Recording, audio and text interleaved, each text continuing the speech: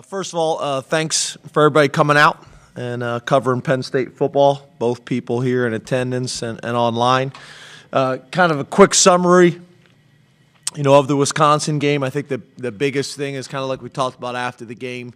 We were able to win, the critical stats that, these stats usually equate to success on the field and team success. We won the turnover battle.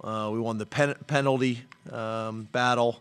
We won the drive start battle. We won the sack battle.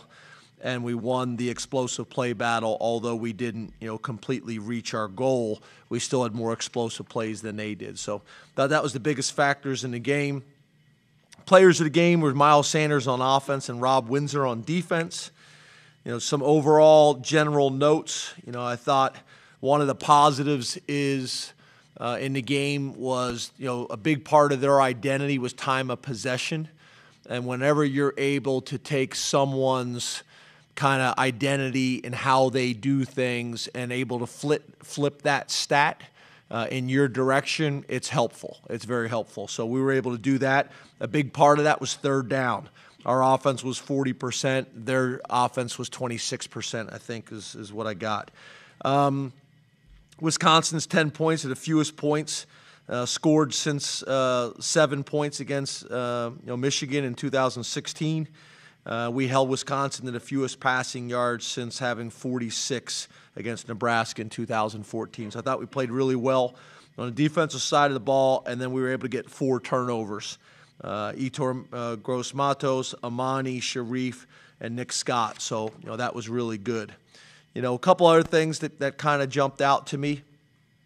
We're doing a really good job in the red zone. We've done that all year long. Scored on all 3 trips inside the 20-yard line. We're 38 of 40 on the year and 33 touchdowns. We got to get a little bit better in what we call the fringe area, so that area really just before you get into the red zone. Going back and just kind of studying, doing some self-scout and studying, I have felt all year long that our running game has been improved this year. The stats back it up. Last year we were averaging 4.9 yards per rush, which was, I think, 32nd in the country. This year we're averaging 5.17, which is 24th in the country.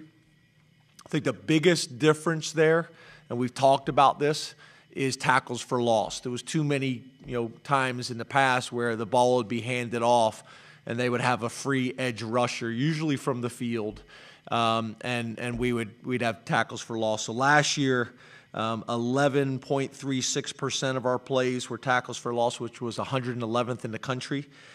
This year, we're at 23rd in the country.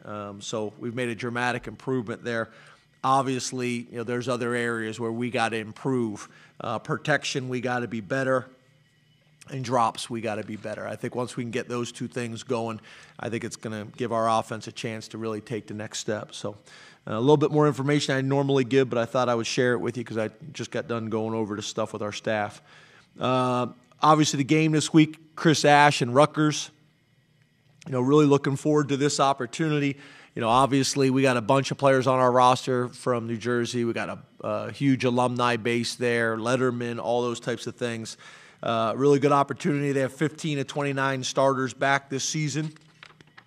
You look at them offensively. John McNulty, who I've gotten to know pretty well, he's a Penn Stater, their offensive coordinator. He's from Scranton. He's from Scranton, spent a lot of time in the NFL. Was at Rutgers with Coach Schiano when they were having a bunch of success and is now back there. They have 5 starters returning on offense going into this season. There are multiple personnel, multiple formation, West Coast offense-based type team. They use controlled passing attack, very similar to West Coast approach. They love screens. They love nakeds. Rasheem Blackshear is a guy that jumps out to us. He's leading them in both rushing and receiving. Young man that we know very well. Went to Archbishop Wood, same high school as Coop and same high school as Bates. But is really doing a nice job for them. And then the other kid is a true freshman, Isaiah Pacheco, I think I'm pronouncing it correct, is doing a really nice job for them in the running game. And then they have an offensive lineman, Tariq Cole. They're big and physical up front, so that'd be a challenge for us. Defensively, you got Jay Neiman, But I, have, done a bunch of reading this week, and I know Coach Ash has got much more involved in the defense over the last 3 weeks. They're doing a really good job statistically against the pass. They got a good-looking team. They're another team that is going to play both an odd front, Okie front, as well as an even front, the way they slide their front in a 3 technique. They'll base out of a 2 high, playing some quarters. They'll mix in some cover 1. Guys that stand out to us is number 95, John Badicki, if I'm pronouncing his name correct. I hope so.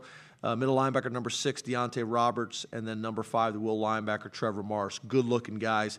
Also, Trevor's a Pennsylvania guy. And then on special teams, they're doing a really good job. Vince Okru, I think is how you say his name. He's been in the league for a long time. In our league in the Big Ten, they've done a really nice job. Couple guys that jump out to us is Tyshawn Fogg, kid that we recruited, who's a linebacker for them, started on all 4 units. And then also a DB, Abraham, is a gunner. He's got 4 tackles and has done a nice job for him. So it'll be a really good challenge. I know our guys are looking forward to it.